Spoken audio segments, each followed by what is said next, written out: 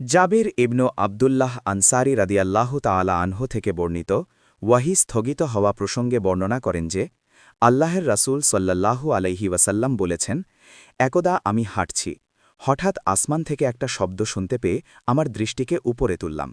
দেখলাম সেই ফেরেশতা যিনি হেরা গুহায় আমার নিকটে এসেছিলেন আসমান ও জমিনের মাঝে একটি আসনে উপবিষ্ট। এতে আমি শঙ্কিত হলাম। অবিলম্বে আমি ফিরে এসে বললাম, আমাকে চাদর দ্বারা আবৃত করো, আমাকে চাদর দ্বারা আবৃত করো। অতপর আল্লাহ তাআলা অবতীর্ণ করলেন, হে বস্ত্রাবৃত রসুল, উঠুন, সতর্ক করুন, আর আপনার রবের শ্রেষ্ঠত্ব ঘোষণা করুন, এবং স্বীয় পরিধেয় বস্ত্র পবিত্র রাখুন, এবং অপবিত্রতা থেকে দূরে থাকুন। সূরা মুদ্দাসির আয়াত নম্বর ১-৫। অতপর ওয়াহি পুরো দমে ধারাবাহিক অবতীর্ণ হতে লাগল। আবদুল্লাহ ইবনু ইউসুফ রহিমাহুল্লাহ ও আবু সালেহ রহিমাহুল্লাহ অনুরূপ বর্ণনা করেছেন। হিলাল ইবনু রাদ্দাদ রহিমাহুল্লাহ জোহরি রহিমাহুল্লাহ থেকেও অনুরূপ বর্ণনা করেছেন। ইউনুস ও মাআমার ফাওয়াদাহু এর স্থলে বাওয়াদিরুহু শব্দ উল্লেখ করেছেন। সহি বুখারি হাদিস নং ৪, হাদিসের মান সহি হাদিস।